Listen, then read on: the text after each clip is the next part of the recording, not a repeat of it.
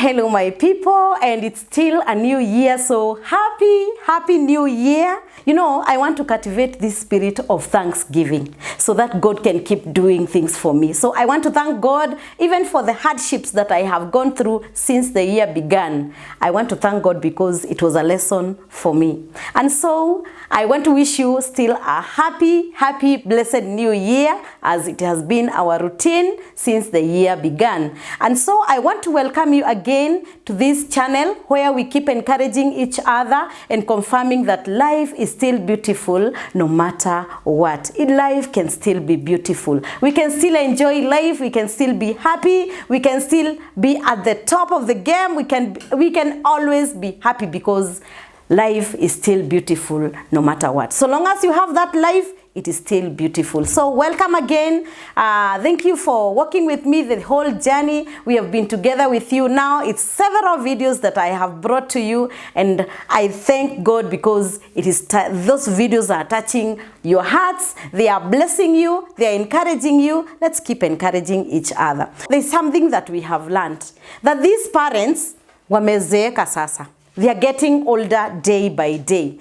And when we've shared with my friends, to conclude kwamba when these parents get older day by day, the moment wamefika a certain age, kuna vitu tu kadhaa huwa zina change. Kuna vitu tu zinakuwa tu. They have some good moments and they have some bad moments. Now, when they are in their good moments, there is something that we learned. That they love to share time together. Yani unapata tu wanazungukana tu. Baba na mama wako tu hapa wanazungukana tu. Ukisikia mwingine ameenda store, mwingine anafuata store. Hata ujui hata ameenda kufanya nini. Anazunguka tu. We, nina yake mani. Hata ajui anamuita tu. Si eti kuna kitu kubwa anamwambia. Si eti kuna anything anataka akuje afanye. But they want just to be together. Those are good moments. Wanataka tu kuzungukana, kukua tu hapa kwa hapa. Kila mmoja anataka yule mwingine akue tu karibu. You know, right now the children have gone. Hakuna watoto wako hapo. So wamebaki wangapi? They have been left, the two of them together. So how wawili, they just want to be together. Another thing that they have is that we have realized that they are having fun. Like, sasa wameanza kurudia ile miaka yenye, the young age yenye walikuwa nayo. Unapata, saa ingine they are making fun of each other. Na sasa, viatu siku hizi hata, unatembea kiatu moja umefunga na ingine hujafunga. Kwani unarudi miaka gani? And then, you find them having fun together. Like, they want to make jokes about one another. Like, wanna tease one another. You find them like they're having fun together. Na sahiyo, remember their age, bado tumesema wamezeeka. Okay, mine are not yet there, bado hawajazeeka sana. But still naona wanakaribia utotumiaka twa uzee. But then there is also something else that they are having. They are having some good communications.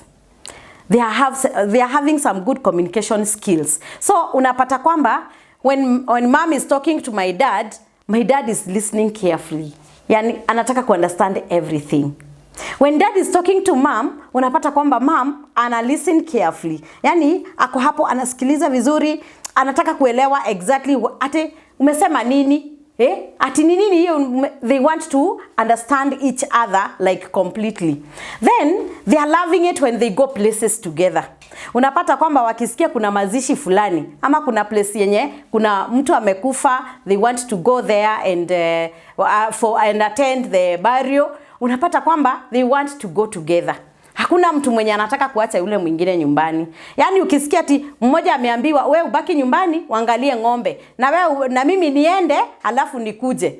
No, unaona ule mwenye ameambiwa abaki nyumbani ana feel like ama tumalize wacha tujitayarishe sisi wote, tuachie ng'ombe majani, tuache kama tumetayarisha kila kitu, and then we'll go together. They are loving going places together. Then they are now there enjoying themselves as they do projects together. Si watoto sasa washaondoka. So zile projects zenye walitamani kukua nazo, sahi finances haziendi kwa school fees, finances haziendi sijui kwa chakula ya watoto, haziendi kwa nguo za watoto. Like, they are now looking at their own projects. Sasa wameingia kwa projects zao, they are doing them. They are very happy as they plan them. Yani unawapata they want to do things in an orderly way. Yani wanataka kukua na plan about everything. So we have also realized that they are very happy when they celebrate important dates together. Like when they have a birthday, like when they have an anniversary, like when they have like birthdays for their children. They are really enjoying. You know, venye sasa watoto wamekuwa wakubwa, what we are doing, we are throwing bashes for them. Tunawathrowia party about anniversary. Tunawathrowia party for their birthdays. When we want to have a birthday party like for their older children, tunaenda tunathrow hiyo party nyumbani, tunaenda tunapanga they are having fun. Yani unasikia hata mzee anakuambia, kama kuna wakati nimefurahia ni wakati wa anniversary yangu. Hiyo siku ya anniversary yangu kama inaweza kurudiwa kila wiki, I don't think I can grow any older. Yani they are liking it when we do things for them and when they celebrate important dates. Then they are having a lot of fun when they celebrate their children's achievements. Sasa ndio unaona kwamba watoto wamesoma, they are graduating, they are having birthdays for their children, so they are very happy when they are celebrating their grandchildren's birthdays, when they are celebrating their grandchildren's joining of school, when they are celebrating their sons and daughters' graduations. They are feeling so happy and excited. And you know, when they celebrate and they get happy this much, it adds life to their life. Sijui kama na make sense? Yes, it adds vibrance in their life. It adds more flavor in their lives. It adds more joy in their lives. And you know, even the Bible itself says that good moments and happy life, it makes the bones strong.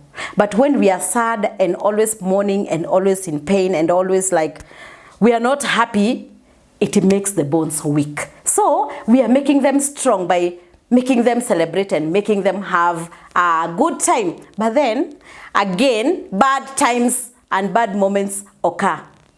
So when the bad moments come, number one, we have realized that they enjoy a boring time. Yani, umewahi ona mtu mwenye ana enjoy boring time? Yani hataki kusikia kitu yoyote yenye inamfurahisha. Anataka tu akae. And this oftenly ime affect wazee. The old wazees, that is what they are enjoying. Wana enjoy tu kukaa bored. Yani wanataka tu kukaa hivyo. Ukimuuliza, dadi kwani ulikuwa unataka, mbona umekataa tufanye hiyo kitu? Hiyo kitu haina maana. And again, mimi nasikia tu nikae hivyo. Sitaki kusumbuliwa sana. They are just enjoying that boring time. Then we have realized that at this age and at this time, they have when they are in their bad moments, they have a poor listening skill. Their listening skills are very poor. Mmoja anaenda kuongea, then the other one is like, najua chenye unataka kutaja. Hiyo iwezekani. Hiyo na hata hajamwacha aseme chenye alikuwa anataka kusema. Maybe it's a mother who wanted to talk about something. Maybe it's a project they want to do, or maybe kuna kitu anataka kusaidiwa hata kabla hajataja. Mzee put off. Hiyo anajua chenye unataka kusema. Hiyo iwezekani. That one cannot work. Hiyo wachana nayo. So at the end of the day, we have also realized that they are conflicting so much. They have conflicts of opinions. They have conflicts of when they want to make a decision, they can't make it like together. Kila saa lazima utapata kwamba yes wame make decision, but kuna mtu amebaki zile za sasa juu babako amesema, mimi niliona tu iende hivyo. Naye yule mwingine anasema juu mamako alisema, unajua mama yako sasa ndiye kusema. Mimi sasa vile alisema, wacha tu ikae hivyo. I just decided that it should be like mimi decide tu wacha ikuwe tu hivyo because she said. Now that leaves them dissatisfied. So there is a lot of dissatisfaction in their relationships. Then we have also realized that during this time there is overreaction to issues. Mmoja akifanya a certain mess, moto unawaka, ululululu, wacha aangushe tu jug imwage maji kwa nyumba. Hey, that will be the song of the day. Si unaona siku hizi hata uangalie. Siku hizi sijui ni macho imekuharibikia, sijui kama ni miwani utakuwa unatembea nayo kila wakati. Siku hizi yani they overreact. something kidogo tu inakuwa blown out of proportion. At the end of the day, this is causing them a lot of stress. We've realized that so many of them, they are really stressed up. We have realized that so many of them are leading unhappy lives. Not because there is anything big. Hakuna big issue. And you know, sometimes sisi kama watoto, we are not able to sit our parents down. Ati tuwakalishe uanze kuwauliza, sasa mulianzana aje? Mbona ulifanyia huyu hivi? Mbona wewe umefanya hivi? We are not able to do that because still they are our parents. But I think there is something we can do. We can always bring them together. We can always show them sense, because at the end of the day, we want these parents to be happy. We want these parents to like enjoy life, to live a happy life. Imagine how many years are remaining. You know, they are not miaka yao yenye baki. It's not as many as the ones that that is remaining on our side. We have a longer period to live if God gives us and grants us a chance to live in this world. Kama tutaishi vyenye Mungu amesema kwamba we will live until old age, our old age is not as close as their years. Their years is just like imesonga. Their sunset is almost coming. And so we want to see them happy. We want to see them live a happy life. So I think there is something we can do. In as much as we want to say that, these are our parents, you know, we cannot like come ambush them and start sitting them down. I think there is something we can do. During these good moments, can we sit and discuss and tell them, you know, that mom has an empty nest. And you know, she wants this nest to be filled with, you know, when they came together as girlfriend, boyfriend, alikuja kajaza that empty nest that was in the life of mom. And mom filled the empty nest that was in the life of dad. Dad wanted somebody to tell him, oh, among all men. In fact, sijawahi ona mwanaume mwingine kama wewe. Mipango, hey, you're the best in organization. Na kunipenda, hata vile unanitreatingi. Unajua hata wamama walikuwa wanashangaa kwa nini tunatembea pamoja. Kwanza sasa ile ulisema ati mimi ni bibi yako, ati hutaki kuniacha nyuma. Hey, I felt so proud. You know, that husband, that dad, and I feel, yes, I am the man in this world. And his self-esteem in a panda. So you'll be having a jovial person in the house. You'll be having that man who feels like, yes, I am the man here. I am the man in the world. So we want our parents to live a good life. A life whereby they fill each other's empty nest. So like they started in the beginning, they need to occupy those nests. You know, when children came, walikuja tena, kila mtu akatoka kwa nest ya mwenzake, akapatch kando, na huyu akapatch kando. So the nest was left empty. Then the children came and filled their nests. So the dad's nest ikajazwa na wasichana wake, the mom's nest ikajazwa na wavulana wake. So both nests were full. And so they were leading good life, they were leading happy life, and again, they were busy. You know, they were busy. I can imagine, I remember how my mom struggled with us. Anaamka asubuhi, my mom believed that hakuna vile tunaweza enda shule kama tumebeba chakula ya jana. So she used to cook food every morning. She could wake up at 4, aende akamue, akuja tengeneze chai, akuja tengeneze lunch, akuja tengeneze breakfast, and by the time tunaamuka by 5:30, already everything is set. So by 6 tunaamuka, tunaomba. I could remember the way we used to say memory verses in the morning. Then after prayer, we would sing a short song. Then we would read the Bible, and then we would go to school. You can imagine all that energy and all that occupation. Hata angekumbuka kwamba bwana yake anamfanyia anything wrong. Kwa sababu she's already busy. Her nest was full. Her nest was filled with activities. Her nest was filled with, it was filled with children. It was filled with responsibilities. Then you can imagine, my dad na yeye, as my mom is preparing breakfast, na yako wapi? He is preparing to go to work. Because at the end of the day, 4 children must be fed. They must go to school. They must be clothed. However simple we used to dress, at least they made things happen. So my dad is busy, my mom is busy. Everybody is filled with responsibilities. And so their empty nests were never empty. They were always full. But sahi, imagine you have all moved. I know hata nyinyi kuna zile memories munakumbuka what your parents used to do and how they used to live. What the things they used to do with you. So at the end of the day, sasa mmeshatoka. You are all gone and now they have been left, both of them. So when the good moments come, they share the good time. But when the bad moments come, it breaks them. And you know, the bad moments inakuja inaleta so many madhara mingi sana. Yani it brings a lot of issues, even in their lives, even in their health, even in their, like in their relationships, in their emotional life, you know, in their social life, inakuja like inawaharibia kabisa. So these parents who are having conflicts all the time, it is the high time that they are told that their children, they need to see them happy. They want to hear their parents talking to them all the time, wakiwapea example na wao. As they tell you, like my mother always used to tell us, sasa ukikuja kuniambia vile umekasirika, mimi umewahi niona nimekasirikia baba yenu. Unafikiri baba yenu anikoseangi? Kila wakati unapata saa ingine amenikosea. But I don't put that to heart. And then my dad again, in another forum, he could sit. And even today he does so. Anaketi with my husband. Anaketi with my sister's husband. Anamwambia, you know, it's not that hawa wasichana wangu wamezaliwa binguni. They were born in this world. They have their feelings. They have their shortcomings.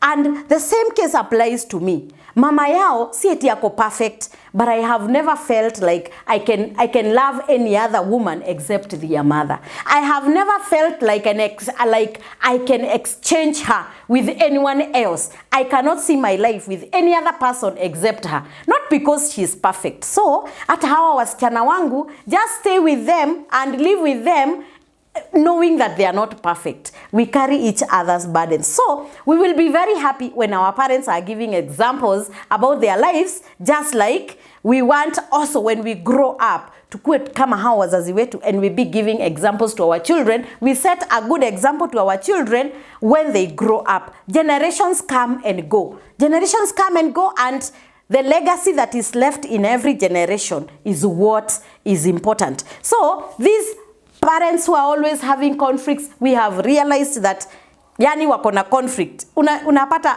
mama anasema, Nima, woi, mimi huyu baba yenu, nikapata tu nafasi, mimi hapa siwezi kaa. Huyu baba yenu, hebu ongeeni na yeye, vile amenisumbua. Na yeye baba anasema, huyu mama yenu, anaambilikanga. Kila wakati, yani hata ukimwambia kitu kidogo hivi, ameshakasirika. Ukimwambia kitu kidogo hivi, asha judge why you are saying it. So, ebu ongeeni na yeye. So many of my friends are telling me, our parents are having problems. Na sasa, it is easier in towns because things, at least there is like, I don't know how I can compare it, but in towns, watu at least hawana space kubwa sana ya kufight. But when we go to the villages, hey, like there is a story nilikuwa naambiwa na rafiki yangu. Ananiambia baba yake hawezi sikiliza mama yake, like hawezi msikiza. Juzi baba yake amekuwa mgonjwa, very sick, very ill. Sasa mama yake anamwambia, baba Kimani, si utoke ukunywe breakfast, nilikwambia niko mgonjwa. Na anavuta blanketi anajifunika. Anamwambia sasa hata kama uko mgonjwa, sasa hutaamka kula. Anamwambia sasa, na mwanamke nilikwambia usiwe unashinda kunisumbua. Nikikwambia niko mgonjwa. Wachana na mimi. Analeta shida. Haya, mamake akaangalia akaona, huyu mzee ni mgonjwa. Wacha niite msichana wake mkubwa akuja ongee na yeye. Sasa msichana mkubwa akakuja. Kuingia. Yani baba ni mgonjwa serious. Lakini hata aongei na mama amwambie how much he's feeling. Yani ameignore tu huyu mama, anasema huyu hata hawezi ni understand because of the conflicts zenye wamekuwa wakikuwa nazo pale nyumbani. So they have been having to so many issues such that even when he needs help, hawezi ona like this woman can give her help, can give him help. Anaona mimi huyu hata hakuna kitu anaweza nisaidia. And you see, it's a big problem. Then tunaona we have also realized that there is fear of loss of spouse. So many of them are living wakiwa in fear. Like they are fearing. Wanaogopa sasa, bwana yangu akienda ninaweza baki aje? Because unajua miaka imeenda and then their health imekuwa compromised because of the lifestyle and even the age imekuwa compromised. Some of them are nursing diabetes, others are nursing arthritis, others are nursing high blood pressure. So with all those things with them, they are people, they have become people who are vulnerable to like fear. They fear the loss of one another. Baba anafia kwamba huyu mke wangu akakufa siku moja kwa sababu hii health yake venye naona ikiendelea. Na yeye mama anafia huyu mzee akaenda just vile ninamuona. You know, they have that fear. So they are going through fear all the time. And then some of them are not just going through fear. Some of them are nursing depression because they have already lost their loved ones. They have already lost their spouses. So we find that these parents, tusiwa ignore tusiketi tuseme daddy is okay at home, baba is fine at home, mom is fine at home. Let us keep checking on them, because some of them, they are not dying the rightful death. They are dying untimely death. They are dying early deaths. Why? Because we have not checked on them to know how they are faring. Sometimes when they are in bad moments, we should keep calling them so that we can encourage them and tell them, you know, you can go back to your young age again. You can become young again. And so we are needed to have time with them. As young people, as children of our parents, sijui kama hiyo inaingia aje. As children to our parents, let's keep checking on them. Let's keep minding them. Let's keep thinking about them. Don't just sit there and say, mama unajua yeye, she's a strong woman. You know, daddy is he's a strong man. No, they also need their nests to be filled. Some of them have fallen into a lot of irritability because of the way life has become on them. Some of them are so irritable because of the pain they are going through. They need someone to encourage them. We need to talk to them all the time. We need to take presents to them. Imagine how many years you add to them when they are opening those boxes and wanaona hiyo ni suti, hiyo ni sufuria, hizo ni masahani, hizo ni vikombe. They feel so happy. Mama anasikia, yes, I am a woman like any other woman now. Because utensils wageni wakikuja, hapa niko na utensils za kuwa feed. Nikitaka kufanya anything, niko na kapesa kangu kwa mfuko nimeletewa na kijana wangu. You know, they feel so happy. They feel so encouraged. Because at this moment, they are going through a crisis. And that crisis is from within and from without. How can we help them out? We can help them by coming back to their young age. Help them to enjoy life. Help them to have a good life. Help them when they need something, support them. Support them. Show them that there is need for, I mean, show them that someone cares. Your children cares. Someone thinks about you. Your children thinks about you. Someone is looking at your welfare. Your grandchildren are looking at your welfare. And you know, they will live a happy, good life. They will live a happy and they will live their life to their fullest. So, how can we help them? This is how we can help them. When we talk with them, help them to understand that they should accept the past and trust that the future will be there, because it will definitely be there. As far as God has led them in the past, let them trust that even the future, it is still there. So let them not fear that, unajua naona kama ninaweza kufa. Unajua kuna wazee wenye unapata kwamba wanaanza kujigawa hata kabla, yani wanajigawa kabla hata hawajagonjeka. They feel like they cannot live longer than 1 year. They feel like beyond this year, mi naona naweza kufa. Hebu kujeni niwaambie mambo yangu yote. Kujeni niwaelezee zile vitu zangu mahali ziko. You know, help them to accept that if the past has gone and it was unfaithfully they have come this far, they should trust that the future will be there, because it will definitely be there. And it will not just be a future, but a beautiful future. Then, engage them. Try to engage them and help them to engage themselves positively. Let them have some engagement, like wakuwe na kitu wanafanya, wasikae tu, because the moment wameketi tu idle, at the end of the day kuna watu ambao there are so many things that I have realized, that so many things that I have learned when I went in the village, because I visited so many old people. I visited so many families with old parents, wenye tulikuwa tunaishi kwa kijiji, wenye tulikuwa tunalelewa pamoja na watoto wao. So I visited so many of them and I realized that there is a problem.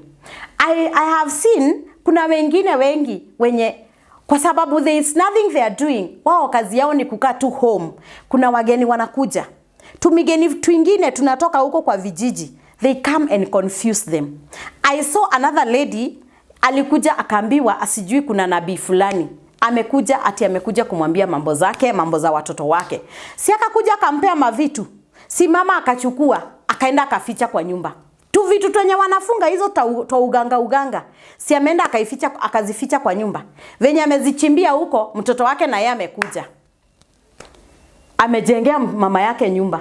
Sasa ile nyumba yake bado ndio walikuja wakaitengeneza vizuri, so wakaweka maka floor. Venye walikuwa wanaeka floor, mama hakukumbuka kwamba kuna tu vitu alipewa na mganga, na wale waganga wenye walikuja kumtembelea, because she was idle, ameficha huko kwa nyumba. My friend, si zimesementiwa chini.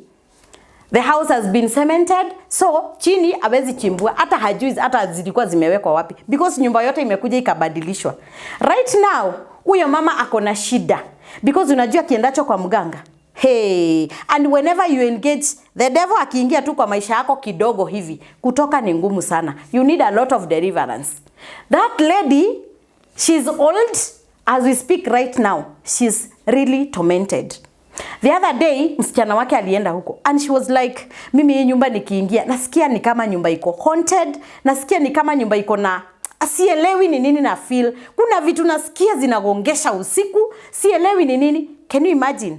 Sasa mama juzi ndio amekuja kusema, unajua, mimi nikiwa tu hapa, kuna watu walikuja, sijui wananiombea, sijui wananiambia nini, wakanipatia vitu, mimi niliweka huko kwa nyumba. Sasa hata they are all confused. But anyway, God is faithful, He's going to do a deliverance for her.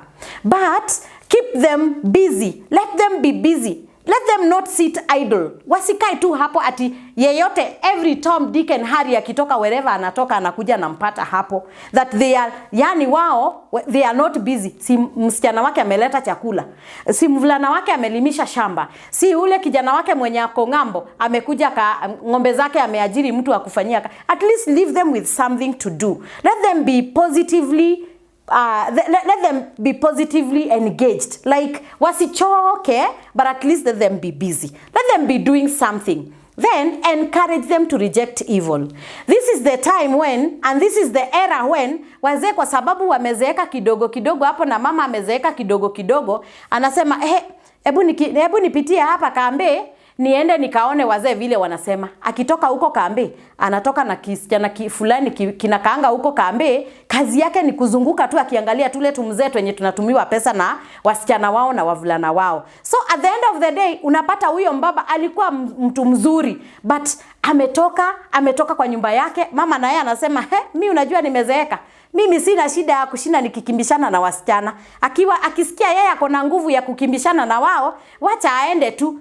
Mama na yeye ana give up on her husband. So at the end of the day, unapata kwamba because they have not been, there is nobody watching them, they can just do anything. Let us keep an eye on them. Let us keep reminding them that they should take care of the woman of their youth. The mothers, unajua wakizeeka, at the end of the day, wao wanapumzika tu. But the husbands and the fathers, most of them when they get old, it's like wanaanza sasa kukua with bigger visions, wanaanza kukua na nguvu zaidi. So at the end of the day, they like terrorize the whole family, because when you hear that baba yenu anapatikananga huko kwa town center, yeye ndiye anazunguka na wasichana wenye wanauza clubs huko. Unajua even men who are not drunkards wanajipata wameanza kukunywa pombe. Wanajipata kwamba sasa hata wamerudi kwa zile clubs zenye zimejengwa huko in the villages. So you find them always roaming around. And by the end of the time, they might die very early, because hiyo pombe anakunywa kwanza, it is not healthy for him.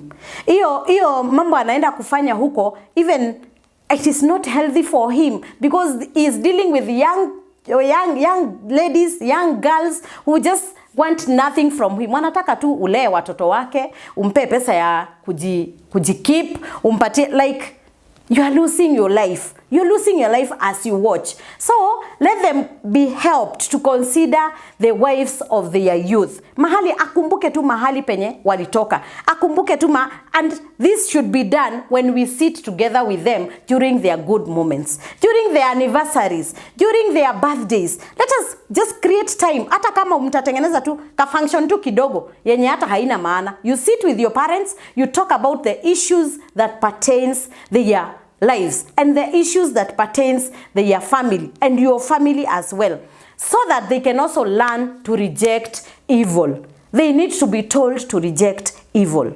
Again, let them be encouraged. Let us encourage them to love one another. And by loving one another, let them be encouraged to be religious. Whenever they become religious, they will make a religious family, they will live a religious life, they will live a godly life, and God will bless them with many, many years until they will see their great and great and great grandchildren. They will see generations come. They will see older, and they will see generations to the 4th generation. Because when we are obedient to God, God has promised us good and long life. So we have a role to bring these parents together, because it is us who suffer. Whenever they go astray, it is us who suffer. When they get sick, we are the ones who suffer. I remember one friend of mine, ameniambia when he went for December holiday, alikuwa amebeba tu mizigo yake, venye amefanya shopping, ameenda nyumbani. Kufika, is a pastor by the way, akapata mama yake kwa gate. So mama yake si wameongea na baba yake, wameongea na mama yake, but mama yake ndiye alikuja kumkaribisha. So si mama akabeba mizigo, wakaingia kwa nyumba. Yeye amebeba 4 kgs of meat. Akasema sasa leo mama lazima watafurahia, kwa sababu ninajua kwanza anapenda minced meat, kwa sababu yeye alingolewa meno. Sasa wacha leo watacelebrate wakiwa na baba. Si akaingia kwa nyumba, mizigo ikawekwa na maji ikawekelewa ya chai, wakapika chai, wakakunywa. Baba anakuja, anaongea kidogo, anatoka. Mama na yeye anaendelea kuongea na kijana wake hapa. Then chakula kikatengenezwa na kikaiva. It is now past 7 o'clock in the evening. So anauliza, ndio akauliza, haya, kwani mzee ako wapi? Naona chakula imeiva na umepakua na sijamuona hapa. Mama akamwambia, achana na yeye, alitoka kwa hii nyumba anapikianga huko. Let me tell you, that guy was so hurt. Like, alikuwa ananiambia, I cried. Nililia. I could not imagine, baba na mama wametulea. When we have grown old, ndio wameamka wameondokeana. Baba anapika kwa nyumba yake, mama anapika kwa nyumba yake. Mimi nimeleta shopping nikifikiria tunapikiwa na mama, kumbe mama sasa imekuwa ni mizigo yake. Baba sasa yeye hana part in this, na yeye anaona like we are colluding with the mother. Sasa yeye tumemtupa nje. Yet I didn't have any information. You can see such. So let's keep talking to our parents all the time before it gets to that, because I understand so many old parents in the village, hakuna mwenye ako na mwingine. Each one of them is separated. Inafika saa ya jioni, mtu anaingia room yake analala, mwingine anaingia room yake analala. Wamegawana mpaka everything that they had. Even what you send, hata haiwasaidii, kwa sababu unatumia mmoja. Mwenye imeland kwake hivyo, that is my possession. Mwenye mwingine imeland kwa mwenye hakufikiwa, unakauka hivyo. So we have a part to play in the lives of our parents. Those are some of the things that we observed. And I believe that you also observed so. I think there is something that we can do. But anyway, despite that, life is still beautiful no matter what we go through. No matter however it is, life is still beautiful. We can still bring the beauty of life in those that have separated. We can still talk to them and they come together. And before we go to do this, let us do it. Let us call upon God's guidance. Because remember, these are your parents and you must be very careful how you talk to them. rest they say that you are becoming disrespectful. So let's take a chance, let's take a moment, let's take some time and pray for our parents. And then if there are those parents who have separated from each other, one is living his life, the other one is living the other life, know that they are not happy. They are not living a happy life, and we want to encourage them to live a happy life and tell them that life is still beautiful no matter what they are going through. We can always come back again. And until next time, I believe that you have learned something and you can see there is something that you can do to your parents, and that is why I want to send you there. And before you go there, share this video, subscribe to our channel, and don't ever forget to meet us every Friday as we talk about this and many other topics in this channel. May God bless you, and happy new year as we head to the next month, because this month is almost ending. We are heading to another month. Blessings all the way. And until next time, it's your girl Millie, and bye-bye.